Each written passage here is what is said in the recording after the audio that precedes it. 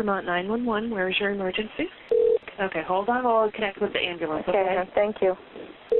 They're here. They're there? Mm-hmm. Okay, I'm going to let you go to be with them, okay? Thank you so much. You're welcome. Bye-bye. Bye-bye. We'll get you some help up there, okay? All right, thank you. All right. All right, very good. Okay. Okay, good luck, ma'am. Thank you. Bye-bye.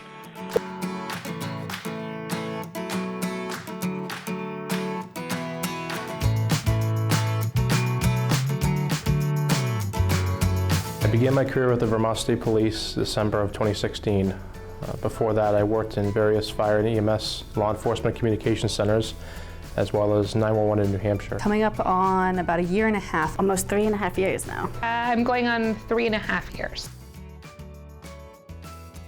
I worked for a smaller agency before coming here and figured this would be someplace to grow. I began as a fire cadet with a local fire department, and during the process I sat in the dispatch, and they allowed me to dispatch resources to emergencies, and that was about 20 years ago, and I've enjoyed communication since then. I wanted to find something that was similar to my other jobs. I'm not really a slow-paced person. I'm used to the kitchen. Applying for the Vermont State Police gave me a way to advance my skills and knowledge with the area and work for a busy agency that's always progressing. So I want to find something that was that crazy, that could keep up with that pace, because I'm not good at just sitting around and watching the clock. Usual day, you kind of go in, sign into the computer systems. The troopers usually coming on shift then, so you're just getting them all sorted out for the day.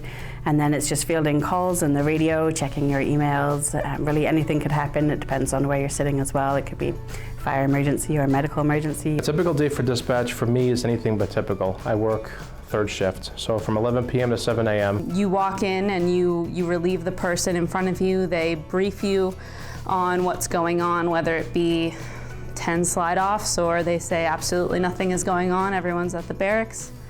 You sit down and you hold on tight and you hope for the best. Sometimes you're sitting there for a while. So you're just helping people on the phones and getting cases made for the troopers and getting everybody out where they're supposed to be. While we're doing that, we also answer 911 calls and field business lines. So it can get hectic and busy, and multitasking is definitely a bonus.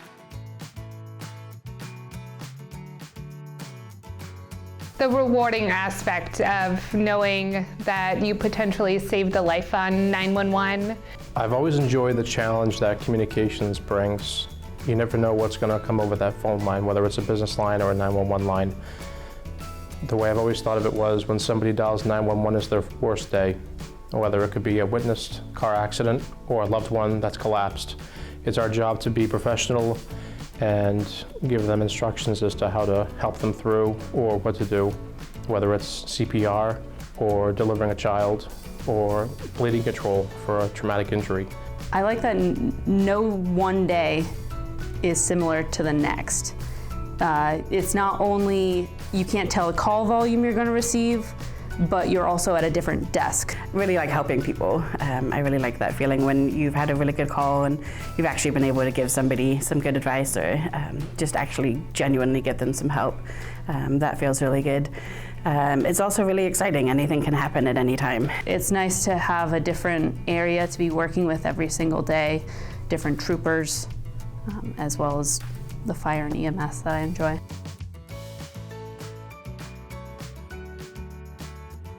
I would say apply if you're considering it. If there's any part of it that sounds intriguing to you, just go for it. The job is so varied, it's really impossible to say that one personality type or another is better for the job. Spending anywhere from 8, 12, 16 hours in a dispatch center and not seeing your family, you just need to make sure this is something coming in that you know what we do and that you want to do it. I'd have to say geography, learn your area. With our particular PSAP, we cover about half the state. So strengths in geography, knowing where locations are, your interstates. Multitasking is very important. Being able to maintain professionalism while handling radio traffic, business lines, the general public asking for help or yelling for help, and just maintaining a level head. Coffee should be your #1 love. My advice is to be okay with not exactly getting the recognition that you would think would come along with answering a 911 call or helping a trooper find the vehicle they're looking for. The training is so extensive that you shouldn't be nervous if you feel like it's out of your realm. I had no experience in this at all before I applied.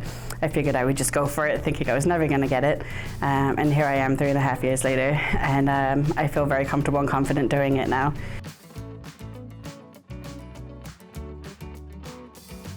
I go to the gym every morning before I come to work. I think it helps me level out before I come in here. I've always enjoyed camping.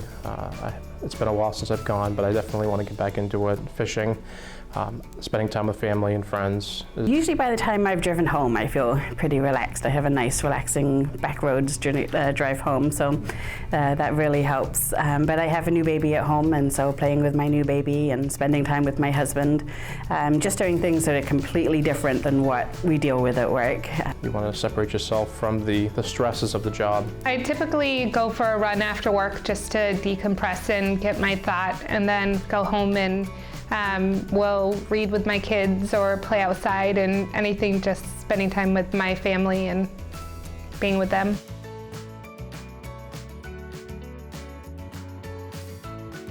I have two dispatch centers, one located at Williston, Vermont, and the other at Westminster. And they also are known not as just as dispatch centers, but as PSAPs, public safety answering points. The remaining 911 calls are picked up by 4 other local PSAPs, which also have a component of dispatching and E911 answering services. The Williston Barracks or Dispatch Center accounts for about 40% of the 911 calls in Vermont as far as handling, and Westminster accounts for about 30%. So 70% of the 911 calls in Vermont are handled by our 2 dispatch centers. In addition to that, we also dispatch for 10 state police offices or barracks. So we have 3 shifts. We have a first shift, which starts at 7 a.m. and goes to 3 p.m. Second shift starts at 3 p.m. and goes to 11 p.m. And third shift starts at 11 p.m. and goes until 7 a.m.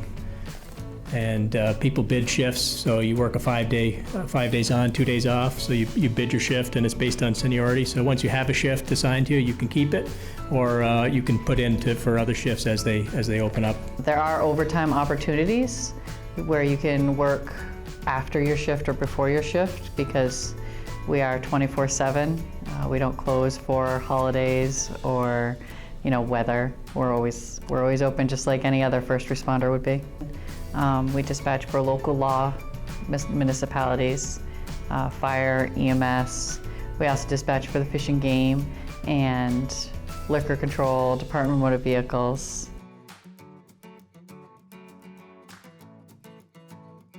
We're looking for people that possess excellent written and verbal communication skills. So some qualifications that help somebody stand out are working well in a team, some confidence, somebody who can multitask. And we're looking for people that are reliable and have a good background or clean background.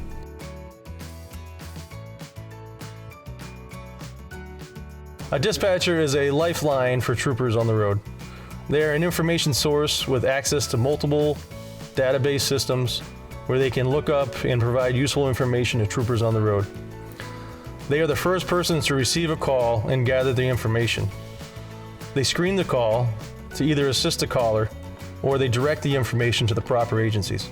While doing this, they are also entering the information into a computer system that allows troopers to view the details of the case directly on their mobile computer systems.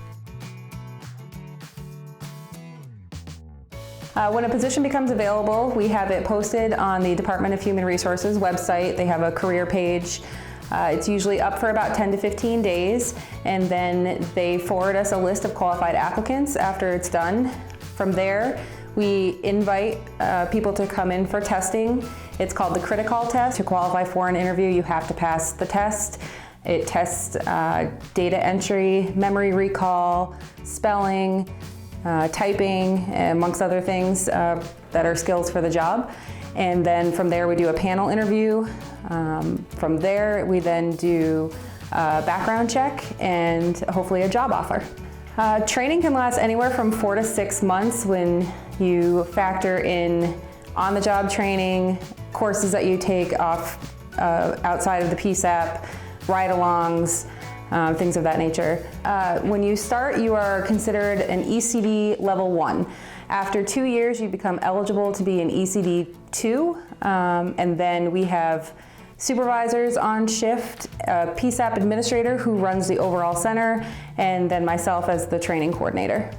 We have what's called a critical incident dispatch team. So when there is a large incident going on as far as search and rescue, homicide, or even planned events, we are called in to be the conference center on site as well as the dispatchers for that scene.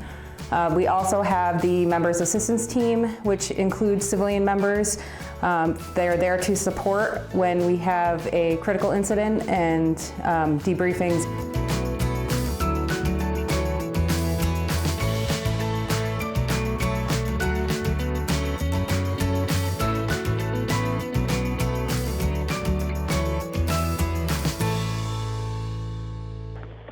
Derby 335, 334, 11, 20. 21, Derby.